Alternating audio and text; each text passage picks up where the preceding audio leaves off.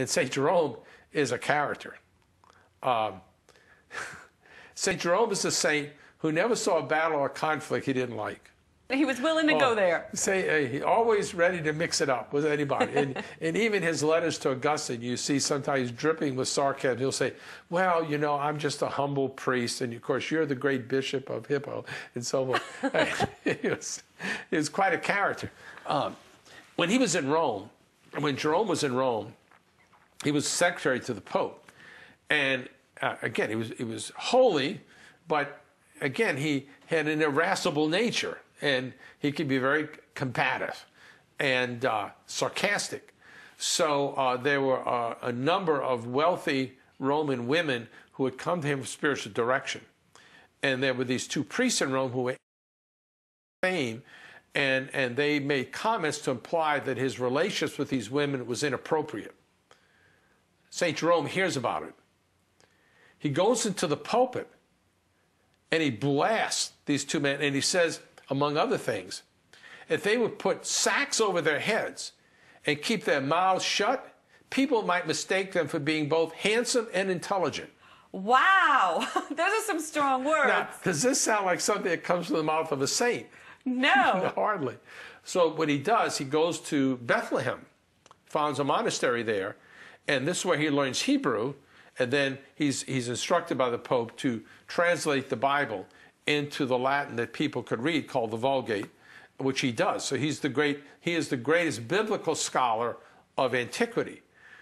Well, there's a great story about Jerome that years later, after he's canonized, one of the popes is going through, and there is a painting of St. Jerome. And in one hand, he has the Bible. In the other hand, he's holding a rock. And the rock describes his mortification, that is, the things he did to try to overcome his naturally irascible nature. And so the Pope stops and he looks at the painting, and as if he's talking to Jerome, and he says, good thing you've got that rock in your hand, or we never would have canonized you. So I guess if we're struggling with a little hot temper or a little sarcastic nature, St. Jerome would be the one? Exactly, but the point is, here we see a man, he's canonized not because he was a brilliant biblical scholar and linguist, but the bottom line is he dealt with difficulties in his own nature so he could commit his life fully to Christ. And that really comes through also in his writings and his obedience to authority. Okay, that's a very important point we don't want to miss. Right, because see, he learned Hebrew under Jewish rabbis. Now, this is in the 4th century. And by this time, Jewish rabbis had rejected certain books out of the Old Testament. Well, Jerome, being influenced by them, is questioning, well, should they be translated?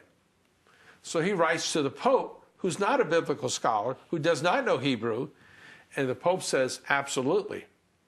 What does the greatest biblical scholar of antiquity do? Does he say, well, my understanding trumps the Pope?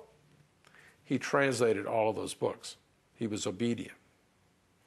He had a different opinion, but he submitted to authority. Being obedient is a big deal. That opens the path to so much grace, doesn't it? Yes, to be obedient.